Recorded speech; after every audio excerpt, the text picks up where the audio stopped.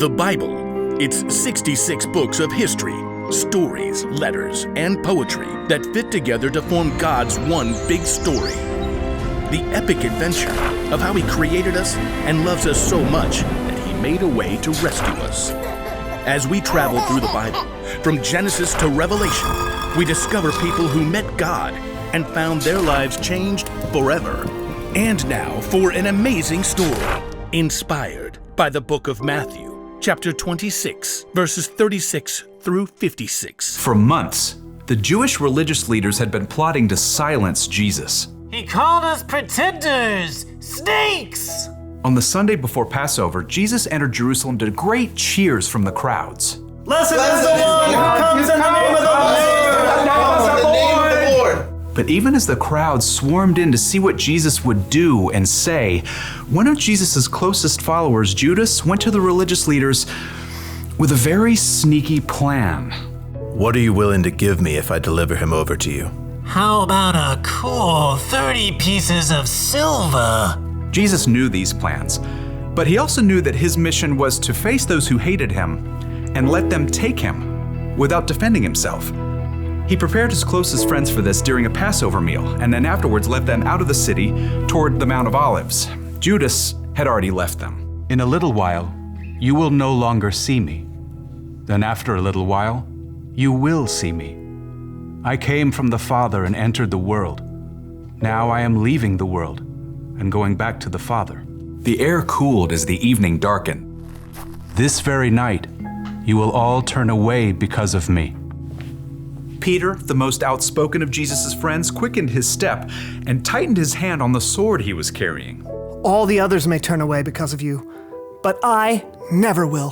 What I'm about to tell you is true. It will happen tonight.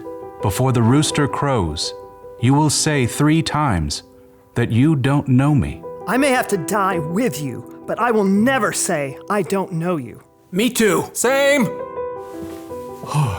By the time Jesus and his friends reached the Garden of Gethsemane, they were exhausted. Sit here while I go over there and pray. As the other disciples settled in on the cold, rough ground, Jesus took Peter, James, and John along with him to a grove of ancient olive trees. The weight of what was coming pressed down on him. My soul is very sad. I feel close to death. Stay here. Keep watch with me. We're here for you. We got this. Prayers. The 3 friends found seats among the knotted tree roots, and Jesus went on a little further. Then suddenly, he fell down on the ground, face first into the dirt. Words poured out from deep inside. My Father, if it is possible, take this cup of suffering away from me. But let what you want be done, not what I want. After a short time, Jesus returned to his friends. They had all fallen into restless sleep. Jesus touched Peter's arm.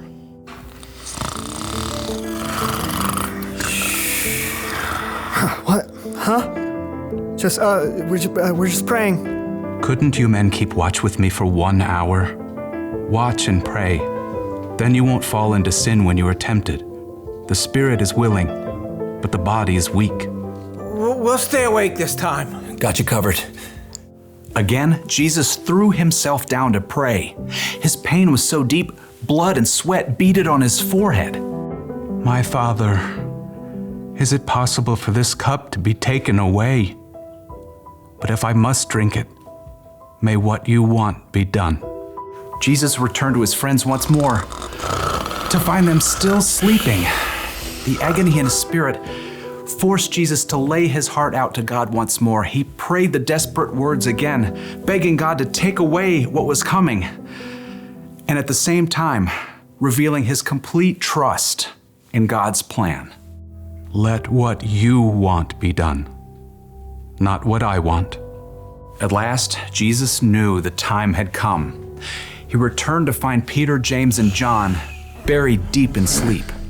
Beyond them, his other followers slept too. Are you still sleeping and resting? The disciples struggled through a fog of sleep, blinking and yawning.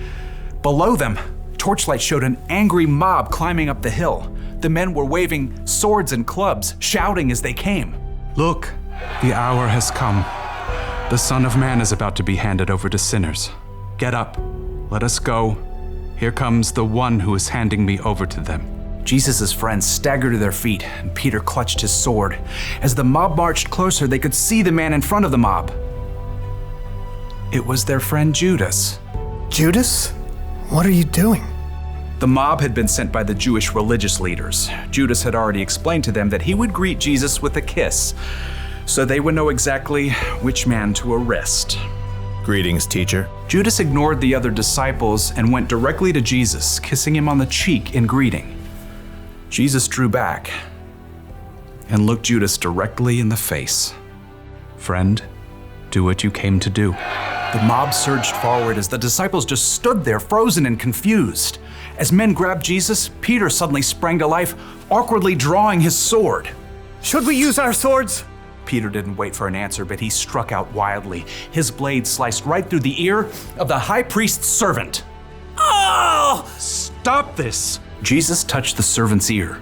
Immediately, he was healed. Put your sword back in its place. Do you think I can't ask my Father for help?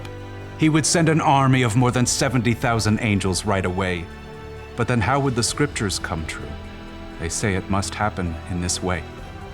Jesus turned back to the mob and the men who held him. They hovered there, uncertain, in the flickering light of their torches. Am I leading a band of armed men against you? Do you have to come out with swords and clubs to capture me?